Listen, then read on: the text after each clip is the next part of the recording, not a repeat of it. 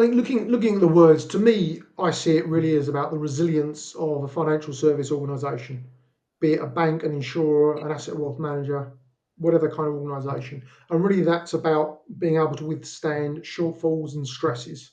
That's the kind of fortification you're after. This is Liquidity Talks, a live stream and podcast series designed to share the latest trends and updates from the world of treasury, liquidity, and risk. Join us as we power up the liquidity conversation.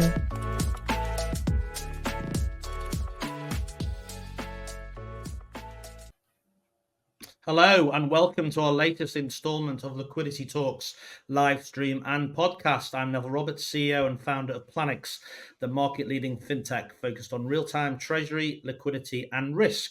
Now, our topic today is entitled Financial Fortification, Enhancing Collateral and Liquidity Resilience. Before we get into that, welcome to our audience today. Good morning, afternoon and evening, wherever you may be. Anyone in the audience, as we run through this podcast, can ask a question and you can ask it by putting it in the comments section on the right-hand side of your screen. I'll take as many of them and ask them as we go, but if there are any left at the end, then I can ask them at the end. We have 30 minutes today. And if you do ask a question, please let us know who you are and, if possible, your role, so we have some context. Now, for the first time, I'm delighted to be joined today by two guest speakers. We've got Philip Forcan and Mark Crowhurst. So, Philip, Mark, would you like to introduce yourselves, tell us who you are and what you do? Sure. Thanks, Nev. So my name's Philip Forcan. I'm head of Collateral at Tonic. Tonic is an expertise-led consultancy where we leverage genuine domain and transformation expertise, looking across not just collateral and clearing, but other domains like risk, post-trade, treasury, legal, and most recently digital. And my background is predominantly clearing and collateral across banks, consultancies, in operations and sales roles. Got it. Mark? Good afternoon all. I'm Mark Crowhurst. I look after strategic risk partners. I've worked in the world of treasury for 32 years, looking primarily at kind of operating models, technology, governance, risk, and primarily kind of financial resilience, which is our topic today. Got it. Perfect. Now, we have a history on this show, Philip, of asking people what football team they support and why. Now, Mark's been on before, so I do know he's a big Arsenal fan. So I'm going to ask you, with a bit of fear in my voice here, who you support and why. Well, I'm also an Arsenal fan. That's because I live in North London, Muswell Hill, and it seems to be the most appropriate team to choose as opposed to the other team, the other side of the Seven Sisters Road. So, yeah, I'm an Arsenal fan and waiting dearly to see if we can win another title. That was my next question. That was my next question to go with the league. So I've got two Gooners on today. Excellent. Now then, on to the subject of today. Probably one of the best titles we've had in a podcast: Financial Fortification, Enhancing Collateral and Liquidity Resilience. So what's probably a good way to kick off is just to explain what we mean by the title and financial fortification. So, Mark, do you want to go first? I think looking at the words, to me, I see it really as about the resilience of a financial service organisation, be it a bank, an insurer, an asset wealth manager, whatever kind of organisation. And really, that's about being able to withstand shortfalls and stresses. That's the kind of fortification you're after. I think at the moment, there's really a focus on buffers, writing resolution, wind down plans, recovery plans. But these are kind of quite passive ways of approaching fortification.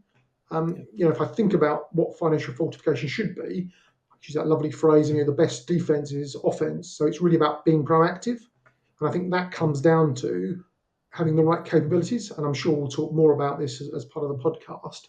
But that really is about thinking through supporting governance, processes, controls, as well as reliable and timely data to plan for any threats before they arrive at your gates. That's how I see the financial fortification. Got it. And it's holistic across the entire firm, right? Absolutely. It's about having all the right defences in place and being offensive, as it were, with them in a nicest possible way, obviously. Got it. Understand. And Phil, what about you? What's your view on the title and financial fortification? Yeah, I echo what Mark just mentioned. I mean, it's basically the ability of firms to prepare, adapt and respond effectively in a crisis. So it's not just BAU, but it's really how do you prepare for a crisis? And I look at it through a number of lenses. You've got financial resilience, which looks at the collateral buffers, forecasting what your collateral should be, and making sure that you can optimize that collateral most effectively to make sure that the assets that you've got, they're deployed in the best place possible. But also from an operational perspective as well. Can I meet the increased demands of a stressed environment? So in my world, extra margin calls, extra sizes of margin calls, all this requires extra support as well. So to be resilient, it's not just having the buffers, but also having the operational capability as well. Yeah, and Philip, I think when we started off with Planix, we were asked almost all the time about BAU. How do we support that? But over the last 2 years, there's been a much higher emphasis on stress. What happens if there's black swan events, there's crises? So that's a lot more in the armory that you need to defend against now and have all the plans in place, right? Absolutely. I mean, as we've seen, the last 5 years, there's been a number of sort of stressed market events, and market participants have all addressed that in a different way. But as we'll speak about later, the regulators really are focusing on making sure firms have the necessary preparedness for margin calls and liquidity. So absolutely, it's how we'll deal with these stressed events and how do we prepare for the next stressed event, because it won't be the same as what's just gone. So how do you really build that resilient infrastructure that can adapt to whatever the stressed market scenario would be? Got it. Also, I Understand. think Great. making those capabilities. Sorry, just to add to that, I think it's also about kind of building those capabilities in as well. So it's not just about having it ready for stress, but actually how do you build that into your day to day, so that when those stresses occur, you can see them as part of your regular metrics, gathering your regular monitoring and management. Yeah, so it's almost like saying stress and crises need to be part of BAU because you never know when they're going to happen, so you've got to be ready. Absolutely. Got it. Understand. Great. So, Phil, why the need ultimately to integrate between liquidity and collateral? Do you want to talk about that? Yeah. So, collateral is a key component of a firm's risk sort of liquidity risk management framework. So the businesses are inextricably linked. And as we've seen through the sort of the crisis scenarios, collateral demands can quickly increase, and therefore that's going to impact directly the firm's ability to manage their liquidity. Also, in terms of how changes are happening in the collateral world, moving away from just cash, firms are posting and receiving a lot wider range of assets. Therefore, that's going to have an impact about how firms are looking to manage that inventory. And ultimately, firms are looking to move to real-time settlements to make sure that that inventory that they've got, and it could be quite diverse, they've got the ability to understand real-time where that is. And then that allows them to look at their inventory in real time and make the most appropriate liquidity calls and place their liquidity where it needs to be. So both businesses are really inextricably linked.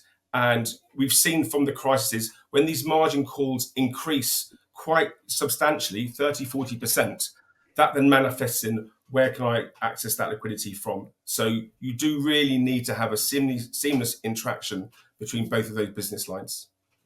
Yeah, and of course the time frame's shortening, isn't it? We're now T+1 in the US. It's going to come to the rest of the world. We hear T+0, right, or T0. So that time frame in which you have to make those choices is shortening as well. So it's not just you integrate them, but it has to be as real time as you can possibly get as well.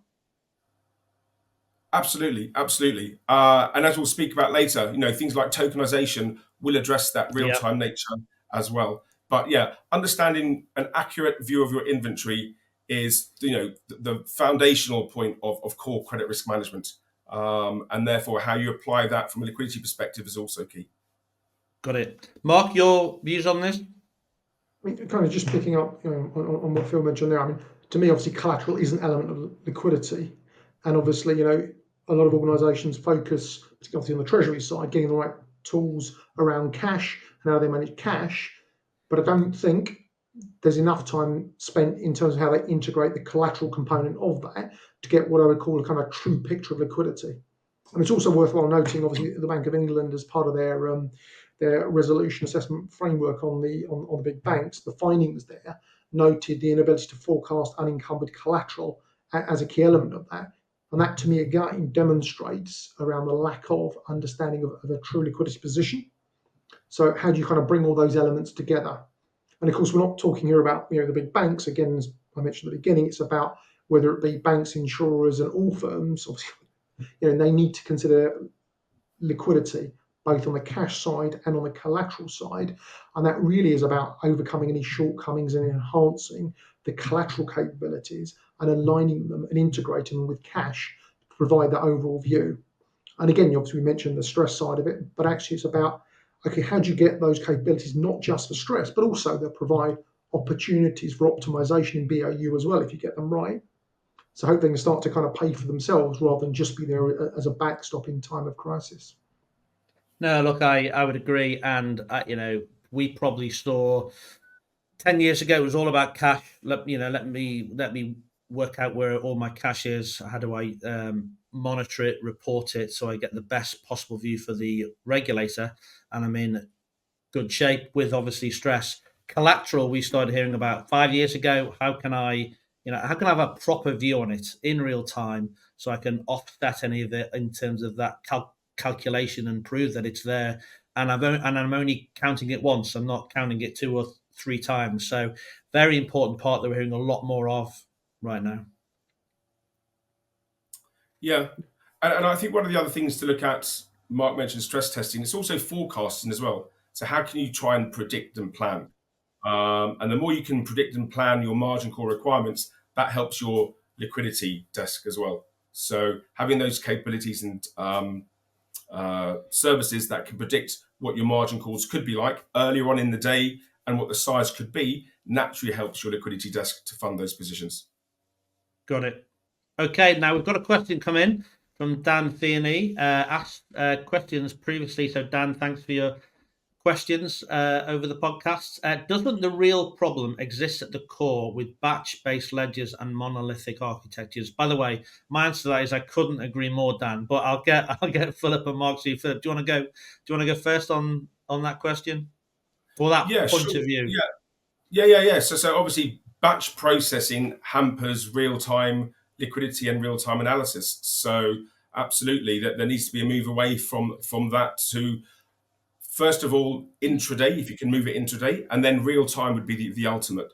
But yeah, moving away from the batch process, end of day processes that currently prevail in many organizations, that's where organizations really need to focus to get that intraday view and hopefully over time, real time view. Sure. Mark? I think it's the challenge that certainly a lot of the larger banks have in terms of, the sheer number of systems that they have, and of course, the restrictions that batch-based processes and obviously in particular ledgers place upon that. Obviously, there's a lot of investment in terms of new ERPs and new ledgers, but really it's about how you think through the integration of those, so that you're not just thinking about how your collateral, your liquidity, plus all the other desks and transactions that you manage as a business fit together, but actually how can you then pull all that information together, integrate it with the right attributes to give you a sense of what your real-time position might look like, or at least your near real-time position. And that's really very difficult, given that a lot of banks these days still use those very old, to use kind of Dan's phrase, monolithic kind of architectures. No, look, true. And I think this is happening in every industry. So, in the times of client server, it was always online transaction processing, batch processing. The cloud has enabled more real time, but it's not as easy just move to real time. You can't just take your batch and run it 3 or 4 times a day. It's not that straightforward. So it's not that easy. But Dan, I think you're right. The problem does exist, or one of the issues, the main issues, is these things run with a batch orientation. And this to answer this properly, you need to be more real time. Good. Right. Let's get on to one of our favorite areas: regulators and regulation. So, what role does regulation play in the need for firms to evolve in such a way and have that holistic approach across the firm? Phil, do you want to go first? Sure. So there's a lot of regulation at the moment that the FSB are looking at in terms of enhancing collateral resilience, and they issued a paper in April, and that was predominantly towards buy-side organisations, recognising some of the challenges that they faced in the LDI crisis or in the dash to cash in 2020. So there are a variety of challenges that firms have faced, and the FSB recognised that, and they produced a paper. And from the LGI crisis, we also saw the Bank of England, the pensions regulator, and the FCA also issue recommendations specifically to LGI funds to hold a minimum level of collateral and a minimum standard of collateral resilience. But that type of theme is going to permeate, we feel, throughout more organizations. That's just one subset of the market. And it'll be really interesting to see what the FSB state in their report in December about minimum levels of resilience and what firms should be looking to do. Obviously, the buy-side non-bank financial institutions are very, very broad, so no one size fits all. But we expect there to be definite recommendations that firms will need to consider in their target operating models. Got it. And Mark, your view on this? I mean, just picking up, I guess, on the LDI piece, I think it's quite interesting the fact that, the Bank of England obviously set out the NBI kind of repo facility. Obviously, that as a result of that kind of dysfunction, as it were, in the gilt markets back in September 2022. But I think, again, if you're going to access that facility, for those NBFIs, I mean, you really need to have the appropriate capabilities to access and use that facility as well. So it's not just about, the Bank of England, central banks actually providing support around managing collateral in a crisis, but also about how you have the capability to use that, forecast it so that you know as and when you need to use it as well. Now, we also know, obviously, that the resolution assessment frameworks that the 8 banks in the UK made to look at were really very much focused on building out capability. So do you have the capability to support you in resolution? Obviously, a lot of that is then talking about embedding that in BAU so that you then have something that kind of is more preventative. So how do you actually take a resolution assessment framework and actually make it part of your day-to-day kind of process? You can kind of see that as well through things like, obviously, the solvent wind down on the insurance side, as well as obviously the regulation coming in next year around trading books. So trading book wind down, what that's also looking at is the ability and capability to have the appropriate balance sheet data on trading books. And that's not just having position data, but that's actually having data at kind of an individual contract, collateral and trade level, so that you can understand your liquidity resources and obviously therefore understand the associated contractual liquidity flows, so that you're better able to obviously manage liquidity, forecast liquidity, and obviously therefore be able to model it better. So to me, your question around regulation and what can the regulator do, to me it's around actually regulation focused on capabilities rather than regulation focused on buffers and having the right amount in reserve. Because of the events of last year with the banks that were impacted there, buffers won't save you, but capabilities might give you a fighting chance. Got it. I mean, ultimately, we're talking about a real-time balance sheet. So you've got your one view all the time and being able to stress and view that under crisis as well. I mean, that would be an ideal. Again, to the point around you've got a batch-based ledgers, that's going to be difficult for some, but ultimately that's got the nirvana, as it were. That's the nirvana. Got it. Okay, great. Now, just on that Philip, level, so what Mark said was right. We're looking at things like the Bank of England contingent repo facility. The fact that these are contingent facilities that will happen very sporadically, firms need to make sure that they understand how they'll behave in these types of scenarios, how they got the right people, the systems, do they know what their playbook should be, their escalation, and ultimately their governance. Because these things will happen very, very rarely. So they need to have regular tests, fire drills, etc., to make sure that the theoretical approach that they expect to happen in the event of a crisis can actually operationally happen. People leave the organizations, skill sets evolve and change. And therefore, that's one thing that firms should, really look at in terms of key personnel risk and how they'll manage the operation to access these facilities. Got it. Perfect. Thanks for that, Philip. So, look, turning our attention to technology, what is needed here? Is there a silver bullet? Perhaps not. Is it more integration, collaboration? Is it trying to turn batch to real time? What's the technology play and view on this? Mark, do you want to go first? I mean, to me, it's again back to that kind of how do you provide a true view of liquidity so that you can understand what's happening now and also start to model it and think about what it might look like in terms of forecasts and how it might act under stress. To your point, there is nothing around a silver bullet at the moment. So really, what you're looking at are how you integrate those technologies, be it your ALM tools, your modeling tools, your treasury tools, with your collateral tools, and your trading tools. How do you kind of pull all those aspects together? And I think that is the key.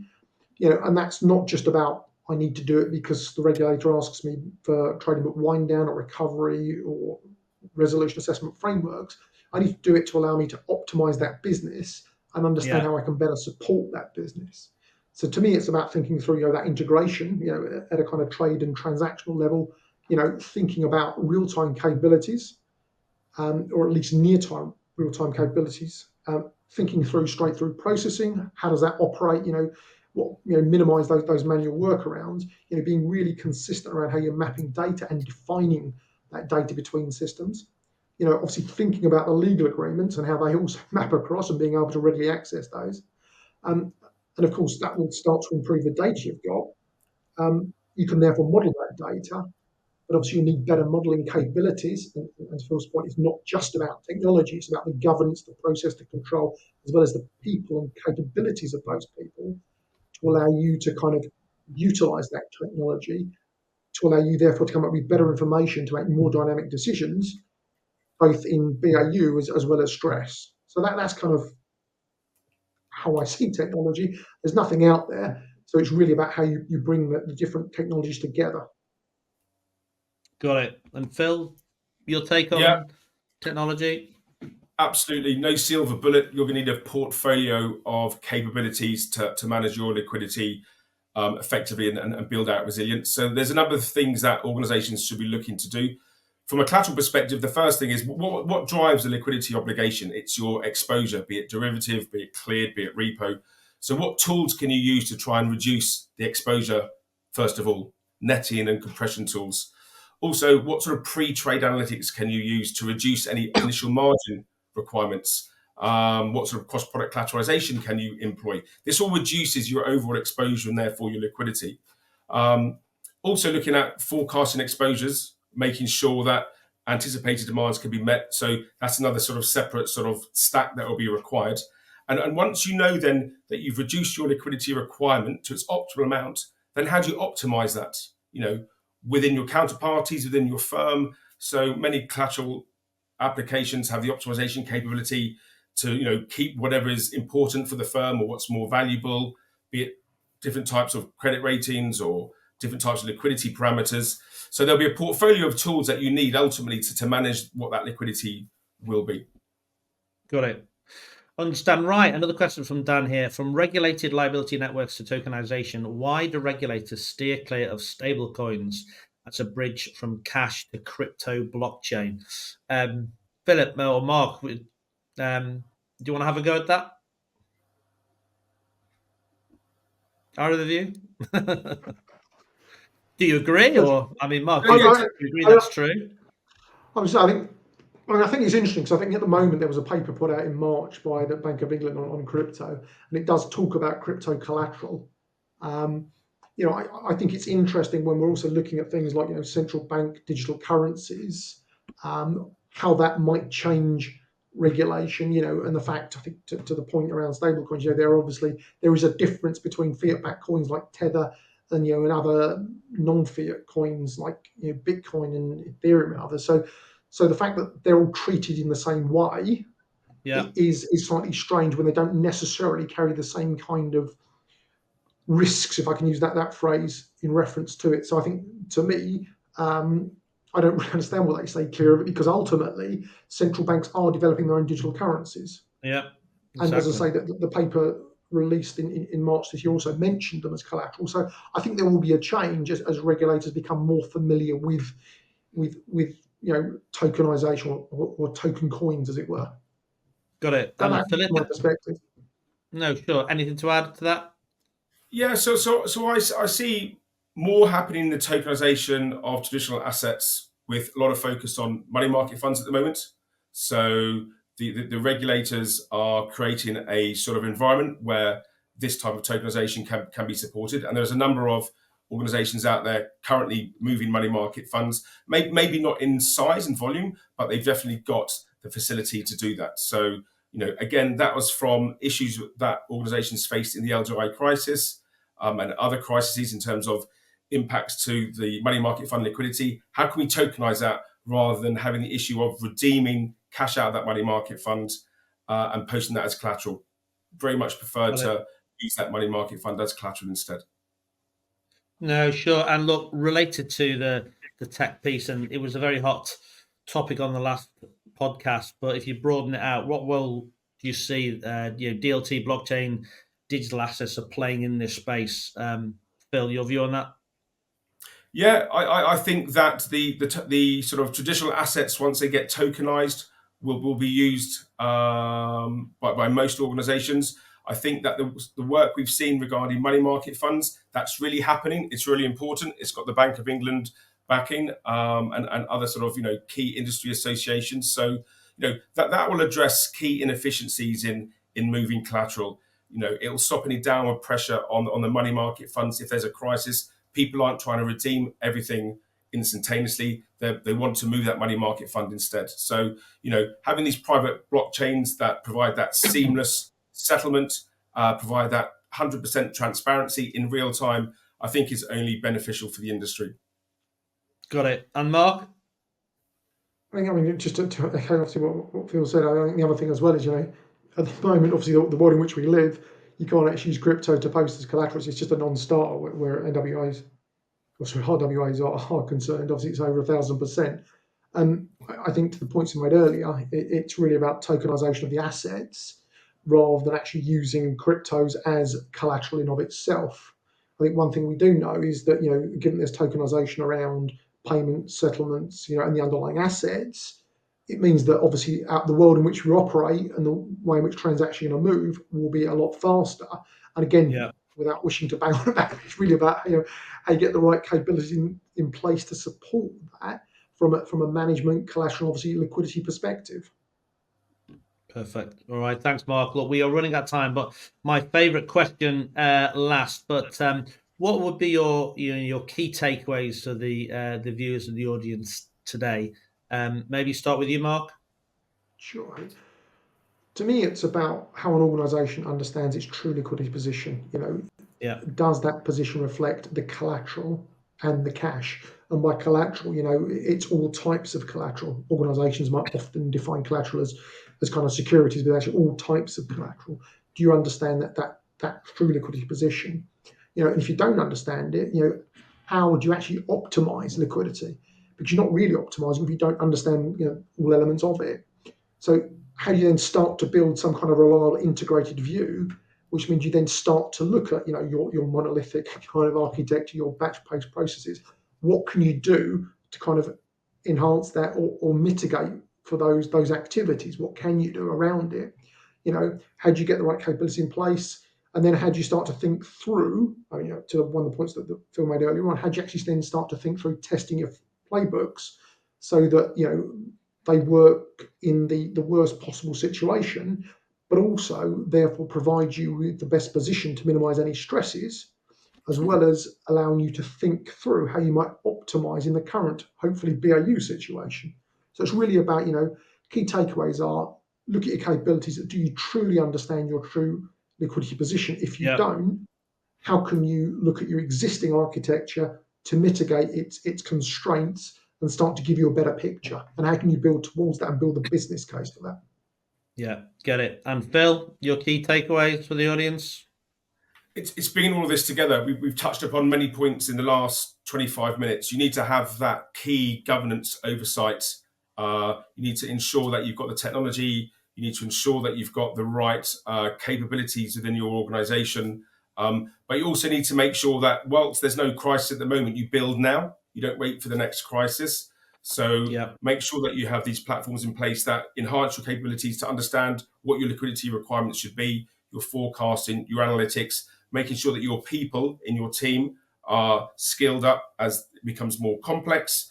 And basically do the building now whilst things aren't in a stress situation. Got it.